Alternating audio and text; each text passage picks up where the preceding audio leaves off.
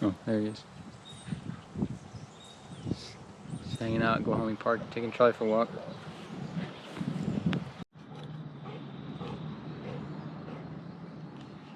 Well, there's Charlie. Hi there.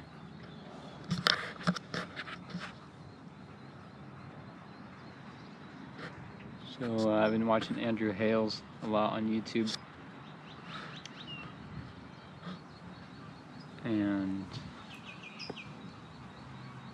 whoa. He's got these really cool videos where he does just like sits down and talks about introspective stuff, and it just got me kind of motivated to try and do that myself. So I kind of found a cool background, and you know, just like area to sit down and chill. Still trying to get used to like holding this selfie stick or whatever it's called. But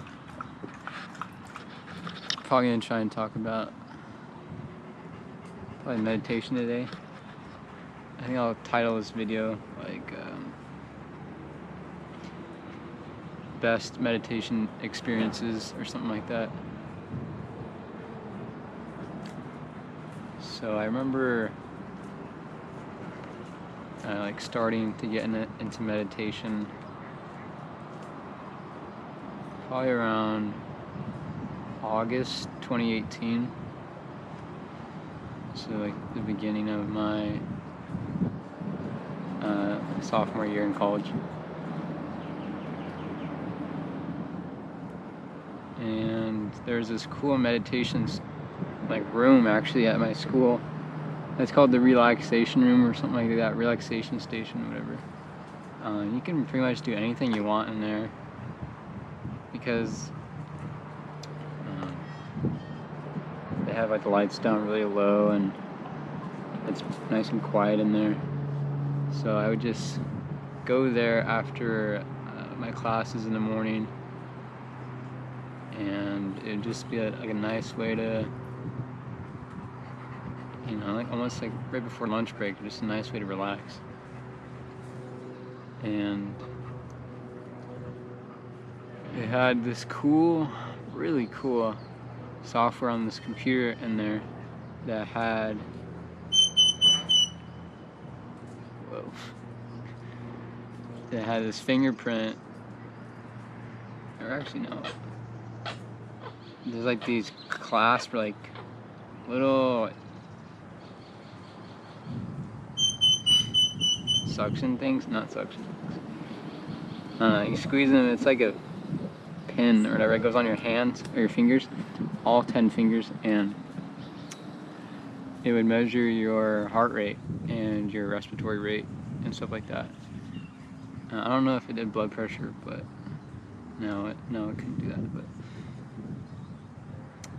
it was cool because the way that the software worked was it would measure your heart rate and respiratory rate and use that information as a way to visually represent how your body is in the current moment. So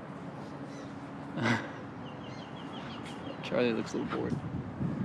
So it would have these different modes of the meditation like software where you can visualize different things with your heart rate and respiratory rate. So one of them was like trying to balance these rocks on top of each other. They're like floating rocks or whatever. So, but you had to be like at a certain heart rate for them to like balance, and you had to keep it there for a long time. And like you had to have the perfect breathing pattern, had to be consistent and stuff like that. So it really forced you to focus and just, you know, relax. What is that? Oh, that's cool.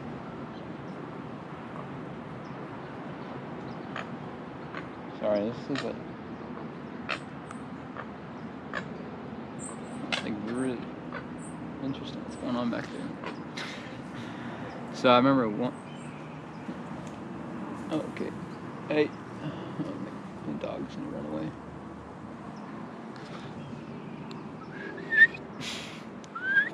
Charlie. Alright. Yeah, okay. So I remember one time, I went in there for probably 30 minutes to like an hour is the usual reservation time. And let me just think of how I'm gonna say this.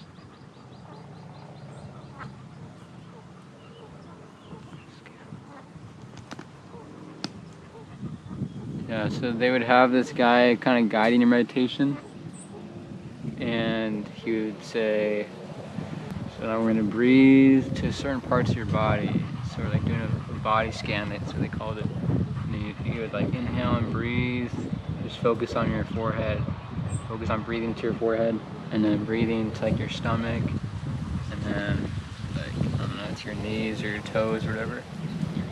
And you just keep doing that. Like the music was perfect, it would just get you so in the mode. It'd be so dark in there, so quiet, just, you got these headphones on, you're in the mode.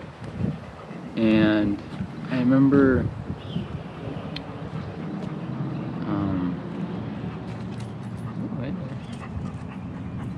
one time I just was so in the mode. I just forgot. Okay. Oh, that's a huge mosquito. That's huge. I forgot I was sitting in the chair because your mind just goes blank and like it just goes all white, you know. And this only happens when you're sitting there for maybe at least 20 minutes for me. It takes at least 20 minutes to get in the mode like that. It usually takes longer, but I just remember that when I get in that mode, you know, it's like complete bliss. It's just nothing could bother me at that point. And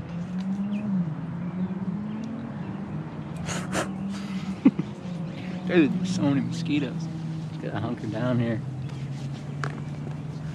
But yeah, I was just in the mode. But no, I'm trying to say something else. I just can't really remember. Must not have been that good. I can't even remember, right? But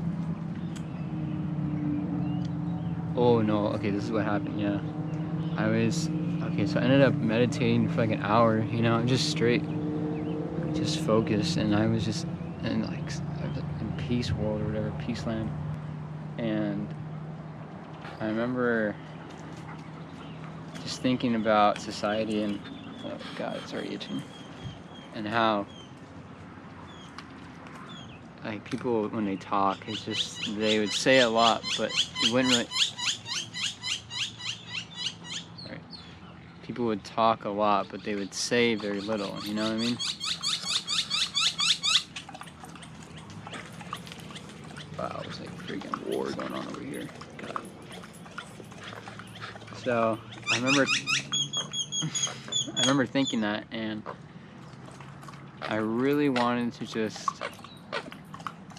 not say anything for a long time, just be really quiet.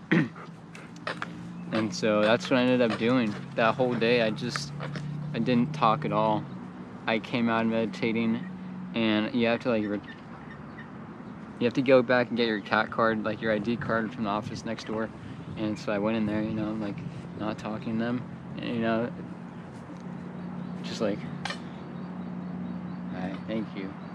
Because you're just so like, oh, I'm back in real life, and any loud noise is just totally just like you hate, or for me at least.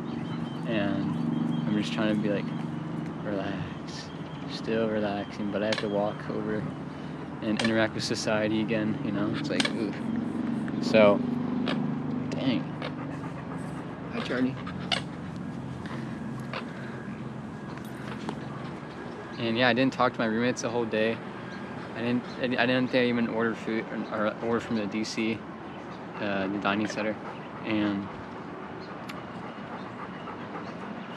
yeah, I even like downloaded this sign language app, and like I would just say like thank you or like whatever, stuff like that. But yeah, that's God damn it, bro. That's probably like the most impactful thing that happened when I was meditating. But that didn't just happen to me. I know a guy named James Aspie who did that one time, but he was meditating for like 17 hours, I think.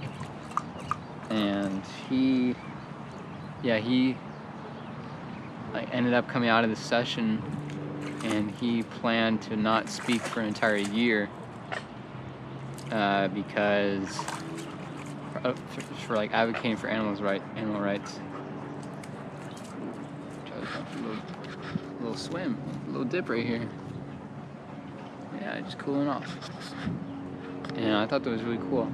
But for an entire year, he like traveled over different countries in Europe, I think, or in that area, Asia, something like that. And just didn't even say a word, you know, learned sign language, and went on TV for the first time he talked, and had this whole thing that he like practiced in his head that he was gonna say, and he said something like I went voiceless because the animals don't have a voice, something like that. And that was really cool. God, I'm getting distracted by these mosquitoes. Yeah, I might wrap this video up. It's already 11 minutes long. I got like some pretty funny parts. I'm just getting bit like all of a sudden. But yeah, I remember meditating another time. This was actually pretty recently, maybe like a month ago, and I was just like in my room or whatever, the meditation music on, you know, like the synth pads and everything, and they got going on the really nice strings. And I remember I was in the mode, and it just goes completely white, and you're just like, when you're breathing through your nose, it just some pattern, or like the air goes some way, and it just makes your brain just enlightened or something. But yeah, I was sitting there, and I just felt like, oh man, I had this like all figured out, like what I was gonna say, and I just totally forgot it. Yeah, it was like this vignetting on the side, and it's just very soft, very dreamy like. And oh, I remember, yeah, like no feeling could beat this feeling that, oh geez, sounds like someone's swimming over there. God, no, I don't have ADD, it's just like crazy stuff that's going on right now. But I remember feeling, it was the best feeling I had ever felt in my entire life. When you're just like, I felt like I was ascending to heaven, because I could hear like this voice. I mean, it's like God's voice, but I don't think it was him. But it just felt like I was just so at peace. And I felt welcome, like I was entering the gates of heaven, you know? I could just see like him right there, like with open arms. I'm like, wow. I could just feel like the love just all around me.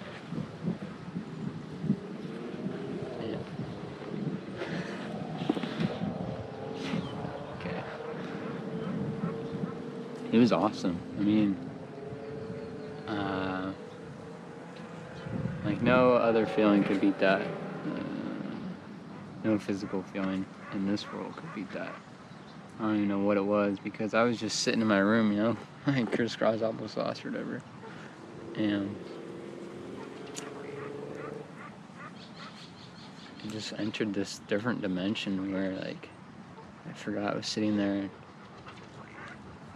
it just felt awesome. Totally felt awesome. And that's what I try to strive for every time I meditate. But it's really hard, because if you go in meditating in like a bad mood, for me it's really hard to get into a good mood, you know, to like switch. Whereas if you're already in a good mood, all you gotta do is just go straight up, you know? You don't have to go all the way over to the side and switch your mood. So when I meditate, I'm usually in a good mood. And I remember meditating with my friend the other day, and went to the studio, and the lady said when we get the most busy in our lives is when we forget to meditate. And I thought that was really, yeah, that's really true, because, you know, when you got a lot of stress going on, meditating is the last thing you want to do. You want to focus on, like, you know, doing those tasks, doing the things you got to do to get stuff done. And I guess it's so hard to meditate when you have like those things just like pounding out your door, you know. Just so hard to think when you're not in the zone, you know. But all right, I see some people walking over here, so I'm gonna wrap this up. All right, I think I'll